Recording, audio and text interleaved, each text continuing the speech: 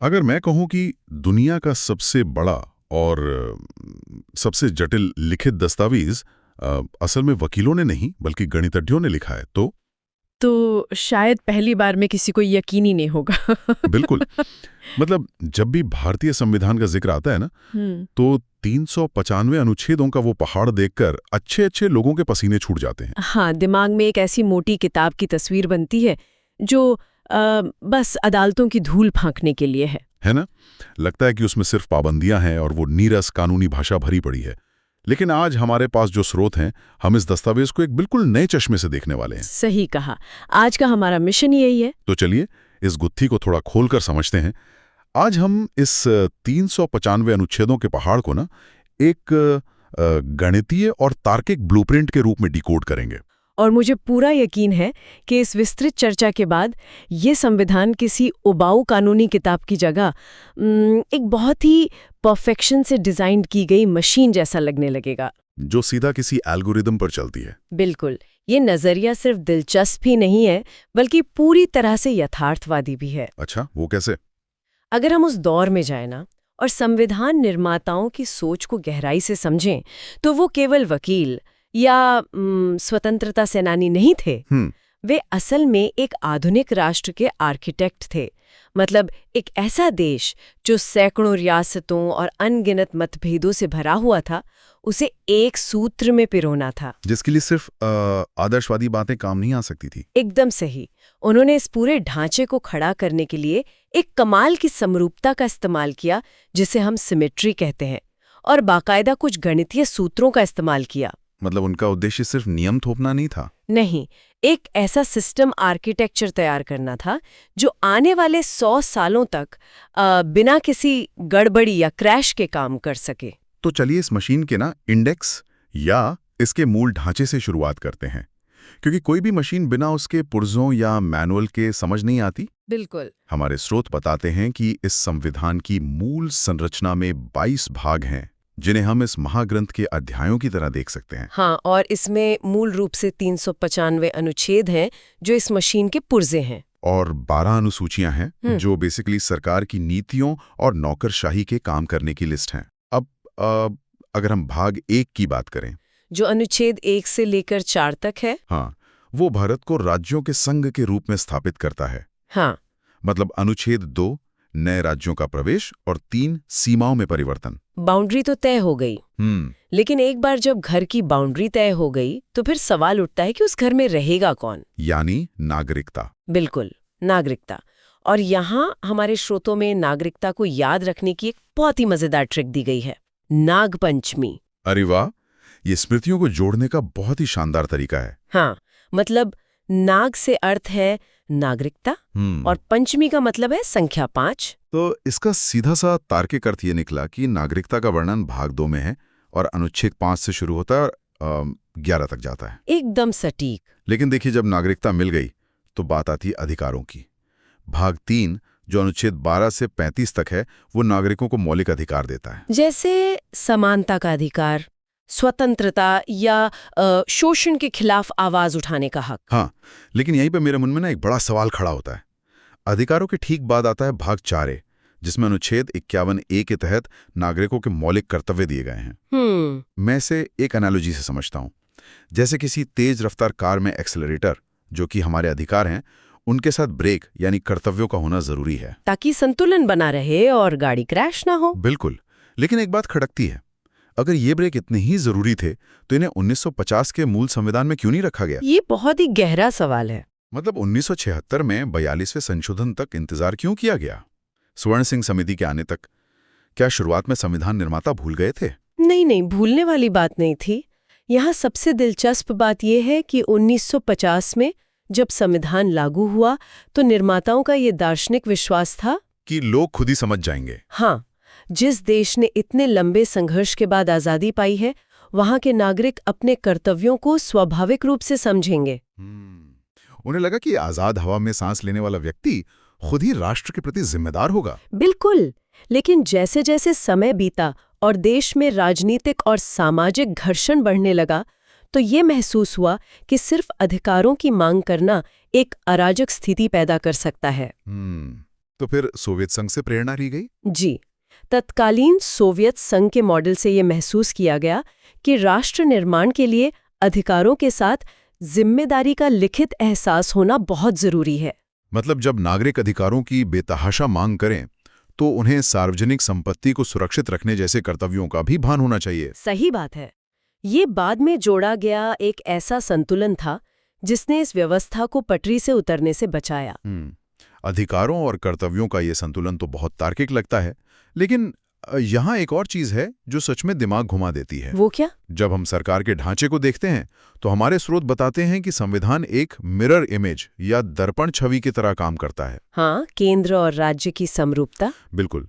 मतलब जो भूमिका केंद्र में राष्ट्रपति और प्रधानमंत्री की है, बिल्कुल वैसी ही भूमिका राज्य के स्तर पर राज्यपाल और मुख्यमंत्री की है। लेकिन मुझे इसके पीछे का गणित परेशान कर रहा है। स्रोत कहता है कि इसमें एक +1 0 1 का नियम काम करता है। एक मिनट, अगर ढांचा बिल्कुल कॉपी पेस्ट है तो क्या इससे राज्य सिर्फ केंद्र की कठपुतली नहीं बन जाते? नहीं, ऐसा नहीं है। इस +101 के नियम ने तो सबको एक ही सांचे में ढाल दिया। क्या वो राज्यों को अलग से कुछ स्वायत्ता या अपना ढांचा नहीं देना चाहते थे? देखिए, यहीं पर आपको 1947 के भारत की स्थिति को समझना होगा। उस वक्त भारत 500 से अधिक रियासतों में बटा हुआ था। हाँ, वो तो है। अगर हर राज्य को अपना अलग प्रशासनिक ढांचा बनाने की पूरी छूट दे दी जाती तो देश के टुकड़े होने का बहुत बड़ा खतरा था। इसलिए उन्होंने एक कॉमन टेम्पलेट बनाया। और यहीं वो +101 का गणितीय सूत्र काम आता है? बिल्कुल। अगर आप केंद्र के स्तर पर राष्ट्रपति से जुड़े अनुच्छेदों को देखें और उनमें 101 जोड़ दें तो आपको राज्य में राज्यपाल से जुड़े अनुच्छेद मिल जाएंगे। अरे वाह! जैसे राष्ट्रपति का पद अनुच्छेद 52 में है, अब 52 में 101 जोड़िए तो 153 आता है, जो राज्यपाल के पद की बात करता है ना कमाल? और ये सिर्फ पद के नाम तक सीमित नहीं है। राष्ट्रपति की शक्तियां अनुच्छेद 53 में है। 101 जोड़ा तो 154 आ गया, जो राज्यपाल की शक्तियां हैं। बिल्कुल। और निर्वाचन 54 में है तो 101 जोड़कर 155 आ गया, राज्यपाल की नियुक्ति। ये तो प्रशासनिक एकरूपता लाने का एकदम बेजोड़ तरीका था। मुझे तो ये कंप्यूटर प्रोग्रामिंग के उस क्लास ऑब्जेक्ट मॉडल जैसा लग रहा है। हाँ, बिल्कुल वैसा ही है, जहां आपने एक बार मुख्य कोड बना लिया और फिर पूरे सिस्टम में वही कोड काम कर रहा है। इससे केंद्र और राज्य के बीच संवाद करना आसान हो गया, क्योंकि दोनों एक ही संवैधानिक भाषा बोल रहे थे। सही कहा। लेकिन ये गणित यही नहीं रुकता। स्रोत में एक -11 का नियम भी दिया गया है, जो कार्यपालिका और विधायिका पर लागू होता है। जैसे मंत्रिमंडल का। हाँ, केंद्र का मंत्रिमंडल अनुच्छेद 74 में है। 74 में से 11 घटाइए तो मिलता है 63। इसके आगे 1 लगा दें तो बन गया 163, जो राज्य का मंत्रिमंडल है। अरे वाह! और प्रधानमंत्री 75 में आए। 75 - 11 हुआ 64। आगे 1 लगाया तो 164, जो मुख्यमंत्री हैं। और अटॉर्नी जनरल 76 में है तो 11 घटाकर 165 में एडवोकेट जनरल आ जाते हैं। संसद 79 में है तो राज्यों का विधानमंडल 168 में। लेकिन मैं ये पूछना चाहता हूं कि ये 11 ही क्यों? क्या ये कोई जादुई संख्या है? नहीं, कोई जादू नहीं है। ये दरअसल अध्यायों को क्रमिक रूप से व्यवस्थित करने का नतीजा है। अच्छा, ड्राफ्टिंग का कारण है? हाँ, संविधान लिखते समय अनुच्छेदों को ब्लॉक्स में रखा गया था। केंद्र के अनुच्छेदों के खत्म होने और राज्यों के शुरू होने के बीच कुछ अन्य प्रावधानों को जगह दी गई, जैसे सुप्रीम कोर्ट या CAG वगैरह। बिल्कुल। इस अनुक्रमण के कारण एक ऐसा गणितीय अंतराल बना जो इस -11 वाले सूत्र में एकदम सटीक बैठ गया। मतलब ये जानबूझकर बनाया गया अलाइनमेंट था जिससे वकीलों को संदर्भ खोजना आसान हो जाए। एकदम सही।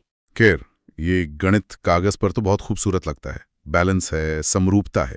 लेकिन जब सत्ता की बात आती है ना, तो कागजी ढांचे अक्सर असल जिंदगी में ढह जाते हैं। हाँ, घर्षण तो होता ही है मशीन में। वही राष्ट्रपति की विशेष शक्तियों को ही लें।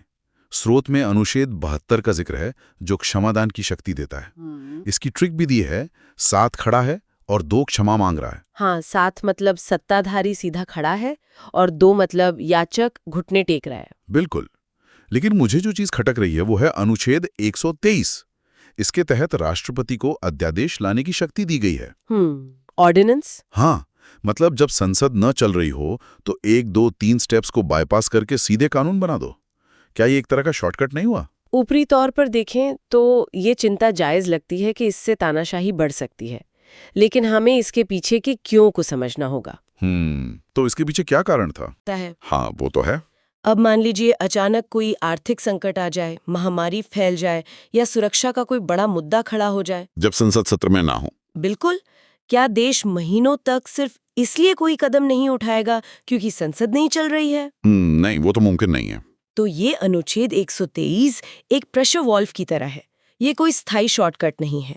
इस अध्यादेश की एक एक्सपायरी डेट होती है। अच्छा, मतलब जैसे ही संसद दोबारा शुरू होगी उसे मंजूरी देनी होगी। हाँ, वरना वो स्वतः समाप्त हो जाता है। तो ये तानाशाही नहीं बल्कि एक आपातकालीन उपकरण है। समझ गया। प्रेशर वॉल्व की बात करें तो जब ये मशीन सच में अटक जाती है तब क्या होता है? मान लीजिए लोकसभा में किसी बिल पर वोटिंग हो रही है और मामला बिल्कुल 50-50 पर अटक जाए। एक परफेक्ट आए। हाँ, कोई भी पक्ष पीछे हटने को तैयार नहीं है। ऐसे में ये तार्किक मशीन क्या करती है? तो अनुच्छेद 100 काम में आता है। अनुच्छेद 100। हाँ, इसके तहत लोकसभा अध्यक्ष को अपना निर्णायक मत या कास्टिंग वोट देने का अधिकार है। इसे याद रखना भी आसान है। 50 और 50 मिलकर 100 होते हैं, इसलिए अनुच्छेद 100। अरे वाह, ये तो बहुत आसान ट्रिक है। और अगर मामला इससे भी बड़ा हो, मान लीजिए लोकसभा ने बिल पास कर दिया लेकिन राज्यसभा अड़ गई। दोनों सदनों में टकराव। हाँ, लोकसभा हाँ कह रही है और राज्यसभा ना कह रही है। इस टकराव को कैसे सुलझे? जब दोनों सदनों के बीच ऐसा भीषण गतिरोध हो जाता है तो इस मशीन का सबसे बड़ा इमरजेंसी सायरन बजता है, अनुच्छेद 108। अच्छा, राष्ट्रपति संयुक्त अधिवेशन बुलाते हैं। बिल्कुल। इसकी एनालॉजी ना स्रोत में बहुत ही शानदार दी गई है। इसे एक एम्बुलेंस बताया गया है। जैसे मेडिकल इमरजेंसी में 108 नंबर की एम्बुलेंस मरीज और डॉक्टर सबको एक साथ ले आती है ताकि जान बचाई जा सके। वैसे ही अनुच्छेद 108 लोकसभा और राज्यसभा के सभी सांसदों को एक साथ एक ही हॉल में लाकर बिठा देता है ताकि उस फंसे हुए बिल रूपी मरीज की जान बचाई जा सके। ये एम्बुलेंस वाला रूपक ना इस पूरी प्रक्रिया की गंभीरता को बहुत अच्छी तरह समझाता है। और सदनों की बात हो ही रही है तो ये भी याद रखना चाहिए कि ये द्विसदनीय व्यवस्था हर राज्य में नहीं है। हाँ, पूरे देश में केवल 6 राज्य ऐसे हैं जहां विधानसभा के साथ विधान परिषद भी है। इसके पीछे भी तार्किकता है।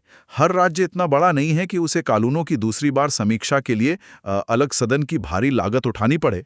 और उन 6 राज्यों को याद रखने की ट्रिक भी हमारे स्रोत में है। टीबी कुमा। हाँ, टी से तेलंगाना, बी से बिहार, के से कर्नाटक, यू से उत्तर प्रदेश, एम से महाराष्ट्र और ए से आंध्र प्रदेश। हाँ। हालांकि आंध्र प्रदेश ने इसे हटाने का प्रस्ताव पारित किया है, लेकिन तकनीकी रूप से अभी ये 6 ही हैं। बिल्कुल। तो मशीन का ढांचा बन गया, इमरजेंसी वॉल भी समझ में आ गए, लेकिन दुनिया का कोई भी सिस्टम ना बिना ईंधन के नहीं चल सकता। और सरकार का ईंधन है पैसा, राष्ट्रीय खजाना। सही कहा। मुझे इस पैसे से जुड़े गणित को समझना है, क्योंकि जहां पैसा है वहां गड़बड़ी की गुंजाइश सबसे ज्यादा होती है। अक्सर मनी बिल और बजट को लेकर बहुत उलझन रहती है। क्या हम अनुच्छेद 110 और 112 के फर्क को बस एक तिजोरी और उसके खर्चे की डायरी के रूप में देख सकते हैं? ये तुलना इसे बिल्कुल साफ कर देती है। अनुच्छेद 110 धन विधेयक है। ये सरकार की उस मुख्य तिजोरी से जुड़ा है जिसमें जनता से वसूले गए टैक्स का पैसा आता है, या जहां से सरकार कर्ज लेती है। हाँ, और यहाँ एक बहुत बड़ा लोकतांत्रिक उसूल काम करता है। धन विधेयक को सबसे पहले केवल लोकसभा में ही प्रस्तुत किया जा सकता है, क्योंकि लोकसभा के सदस्य सीधे जनता चुनती है। बिल्कुल। जनता के पैसे पर पहला अधिकार जनता के प्रतिनिधियों का ही होना चाहिए, राज्यसभा का नहीं। फिर आता है अनुच्छेद 112, जिसे हम बजट कहते हैं, जिसे संविधान वार्षिक वित्तीय विवरण कहता है। हाँ, ये हमारी डायरी है। इसकी ट्रिक भी बड़ी दिलचस्प है। 112, एक पैसे का हिसाब। साल भर सरकार कहां से कमाएगी और कहां खर्च करेगी। एकदम सही। लेकिन इसी बीच एक अनुच्छेद 116 भी है, लेखानुदान या वोट ऑन अकाउंट। इसकी क्या जरूरत पड़ गई जब बजट है ही? इसकी जरूरत ना समय सीमा के कारण पड़ती है। बजट पेश होने और पास होने में महीनों लग जाते हैं। लेकिन सरकार के रोजमर्रा के खर्च, कर्मचारियों का वेतन, ये सब तो नहीं रुक सकते ना। तो जब तक बजट पास नहीं होता, एडवांस फंड निकालने के लिए अनुच्छेद 116 का इस्तेमाल होता है। अच्छा, और अनुच्छेद 117 जो वित्त विधेयक है वो इंफ्रास्ट्रक्चर और विकास के लिए है। जी बिल्कुल। चलिए, तिजोरी भर गई, डायरी बन गई, पैसा भी निकल गया, लेकिन हम राजनेताओं पर यह भरोसा कैसे कर लें कि वो पैसा सही जगह खर्च कर रहे हैं? पहरेदार की जरूरत है। हाँ, गारंटी क्या है कि वो अपने फायदे के लिए इस्तेमाल नहीं करेंगे? उस पर नजर कौन रखेगा? यहीं पर इस पूरे सिस्टम के सबसे कड़े पहरेदार की एंट्री होती है, सीएजी यानी भारत के नियंत्रक एवं महालेखा परीक्षक। अनुच्छेद 148 के तहत। हाँ, लेकिन अहम बात ये नहीं है कि ये ऑडिट करते हैं, अहम बात ये है कि ये स्वतंत्र कैसे हैं। मतलब ये किसी मंत्री के दबाव में नहीं आते? नहीं, संविधान ने सुनिश्चित किया है कि इनकी नियुक्ति सीधे राष्ट्रपति करते हैं और इनका वेतन संचित निधि पर भारत होता है। यानी संसद में वोटिंग करके इनका वेतन कम नहीं किया जा सकता। बिल्कुल, और यही कारण है कि सीएजी बिना किसी राजनीतिक दबाव के 2G स्पेक्ट्रम या कोयला आवंटन जैसे घोटालों को उजागर कर पाया। वर्तमान में गिरीश चंद्र मुर्मू ये जिम्मेदारी संभाल रहे हैं। और अगर खजाने, शक्तियों या अधिकारों को लेकर केंद्र और राज्य के बीच कोई बड़ा विवाद हो जाए तो अंतिम रक्षक कौन है? हमारी न्यायपालिका। अद्भुत। 124 सुप्रीम कोर्ट, 214 हाई कोर्ट। लेकिन क्या ये सिर्फ याद रखने की एक ट्रिक है या इसके पीछे न्यायपालिका का कोई गहरा संदेश है? ये सिर्फ एक संयोग नहीं है। अगर आप अमेरिका जैसे देशों में देखें तो राज्य और संघीय न्यायालय बिल्कुल अलग-अलग काम करते हैं। अच्छा।